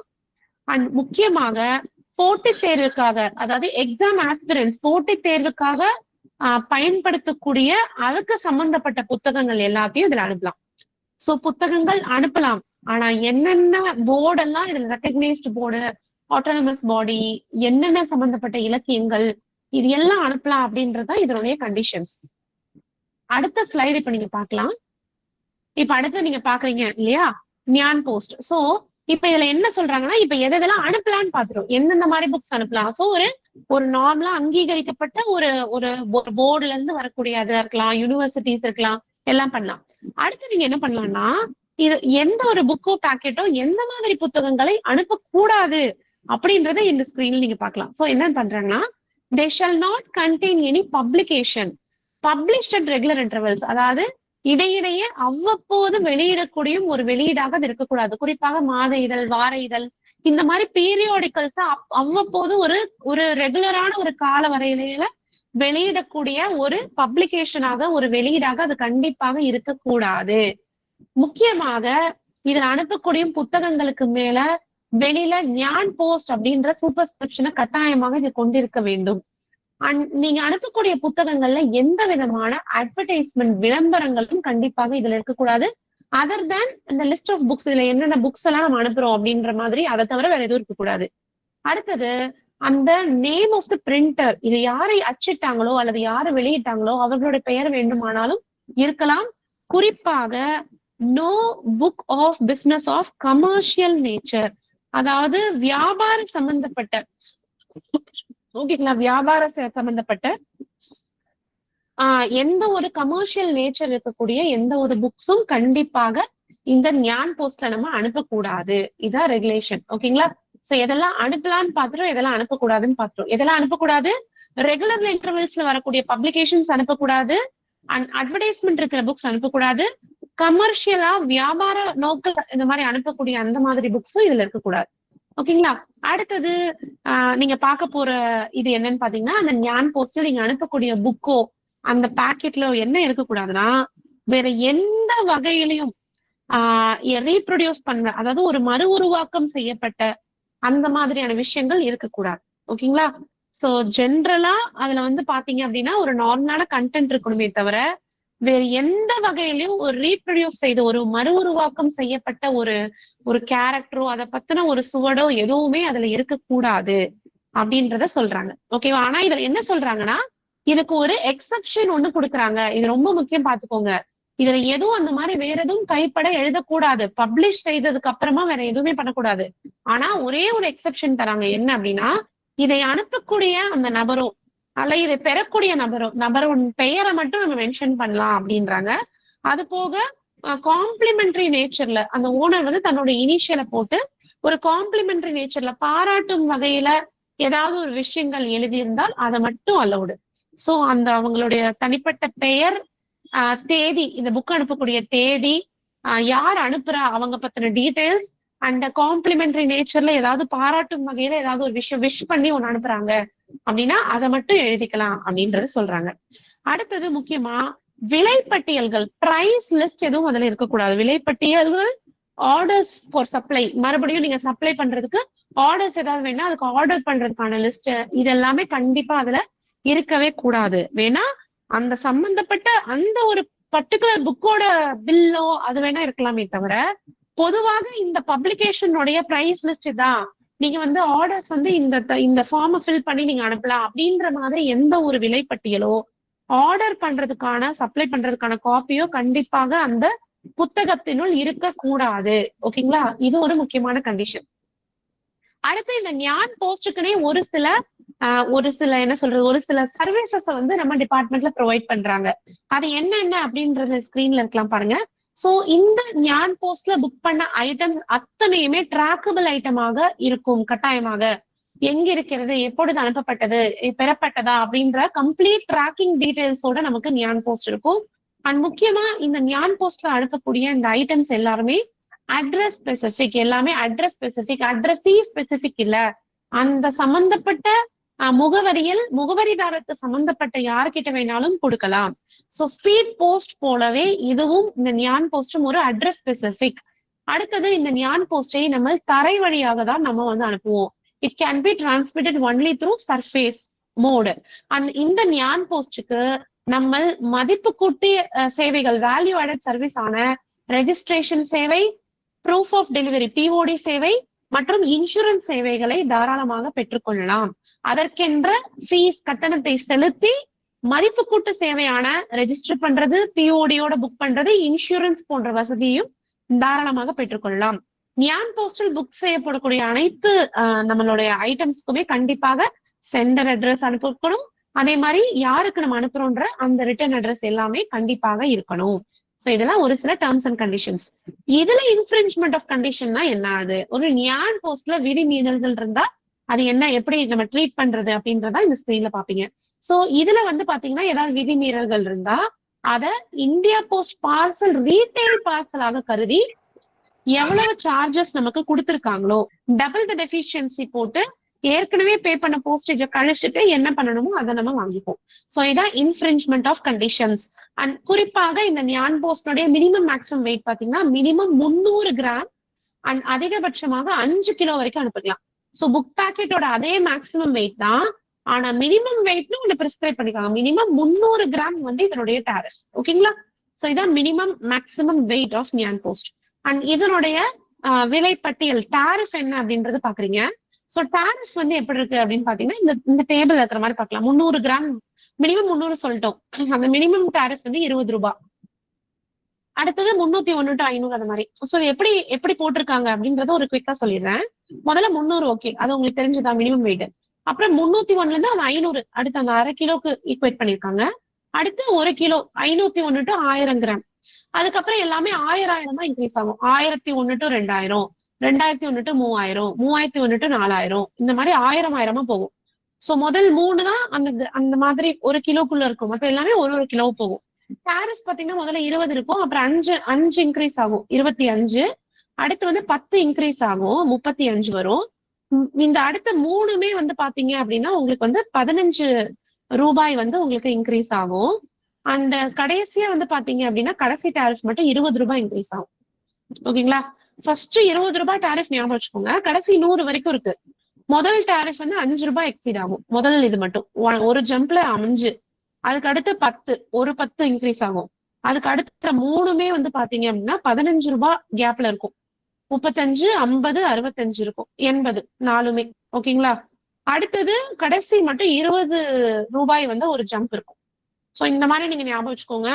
போன வருஷம் இது இன்ட்ரடியூஸ் பண்ண ஒரு ஐட்டம் அப்படின்றதுனால இந்த எக்ஸாம்க்கு இதை கேட்கறதுக்கான வாய்ப்புகள் ரொம்ப ரொம்ப ரொம்ப அதிகம். சோ இதான் ஞான் போஸ்ட்னுடைய டாரிஃப். ஓகேங்களா? சோ இதோட இந்த டொமஸ்டிக் மெயிலோட இந்த கிளாஸ் வந்து நம்ம போதும். நம்ம இதோட நம்ம வந்து வைண்ட் அப் பண்ணிக்கலாம். நெக்ஸ்ட் கிளாஸோட பிகினிங்ல இதோட Q&A செஷன் வச்சிடலாம். எனக்கு போர்ஷன் கொஞ்சம் நிறைய கம்ப்ளீட் பண்ணதுனால இடையில இன்டராக்டிவா என்னால இது பண்ண முடியல. சோ இதோட இந்த வகுப்பை வந்து நம்ம நிறைவு செஞ்சுக்கலாம். சோ அடுத்த கிளாஸ்ல இந்த கிளாஸோடைய ஒரு Q&A செஷன் வச்சுட்டு அதுக்கப்புறமா நெக்ஸ்ட் இருக்கக்கூடிய பாக்கி ரெகுலேஷன்ஸ் எல்லாத்தையும் நம்ம வந்து கவர் பண்ணலாம். So thank you all. Thank you so very much. Thank you very much madam. Thank you everybody. Thank you sir. Thank you sir. Thank you sir.